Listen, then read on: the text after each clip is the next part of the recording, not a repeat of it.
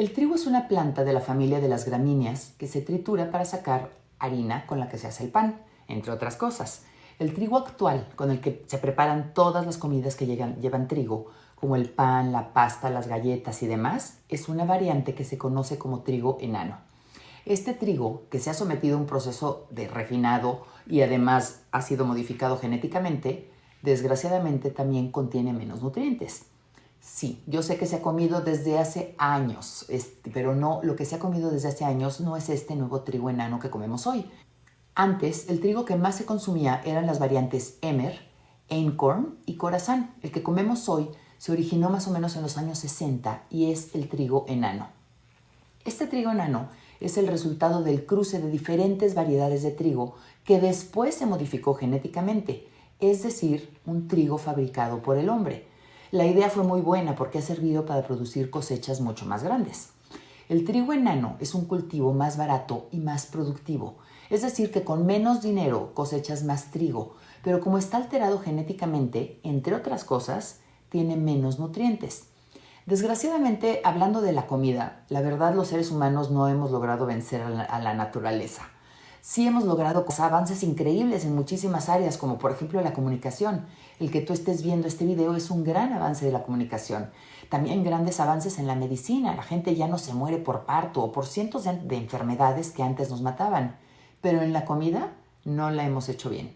Otro de los grandes problemas del trigo que se comercializa es que es un trigo procesado, que ha pasado por un proceso de refinamiento en donde al trigo le quitan el salvado y el germen, que es donde están los nutrientes, y nos dejan solo el endospermo, que es básicamente carbohidrato, almidón que entra al cuerpo y se convierte en glucosa, en azúcar. Es decir, que ese pan que tanto nos gusta, que ese trigo que tanto defendemos pensando que es lo que nuestros antepasados comían, no es el mismo trigo, no es el trigo del que nos habla la Biblia. Por otro lado, en la antigüedad el pan se preparaba de otra forma. Usaban 3 métodos, que era el de remojo, germinación y fermentación, pero hoy no es así. Hoy se han quitado estos 3 procesos y la harina se blanquea con un proceso químico y se usa una levadura completamente diferente a la que se usaba antes. La germinación y la fermentación de los granos disminuye los antinutrientes y hace que los nutrientes estén más accesibles para el cuerpo. Pero esto ya no es lo que pasa con el trigo actual. Y por eso ahora es más común ver gente con enfermedad celíaca o con intolerancia al gluten, porque el trigo de hoy no es la comida real como nos la da la naturaleza. El problema con el trigo actual no es solo que daña el intestino, como ya te lo expliqué en el video del trigo de hace unos días.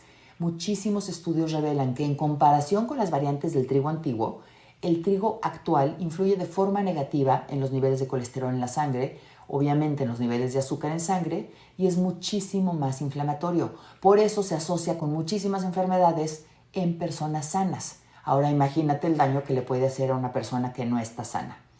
Es decir, que el trigo que comemos hoy no es trigo.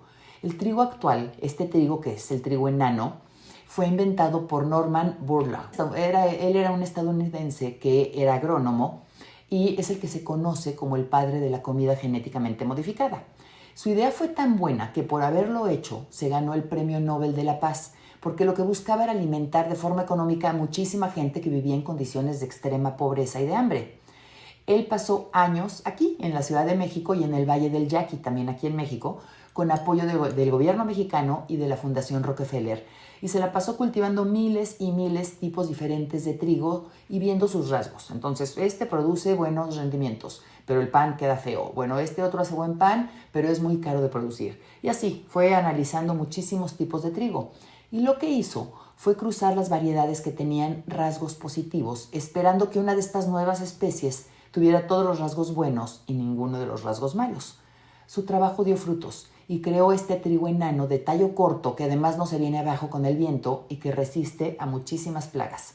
Se ha hecho un trabajo bastante parecido con el arroz y con el maíz, y esto es lo que se conoció como la Revolución Verde. Esto trajo muchísimos beneficios, pero también trajo muchos problemas. Norman llegó a preguntar, ¿qué prefieres? ¿Tener formas imperfectas de cultivar más alimento o dejar que la gente se muera de hambre? La respuesta es obvia, pero si puedes escoger, no comas el trigo actual, porque ese trigo daña muchísimo tu salud.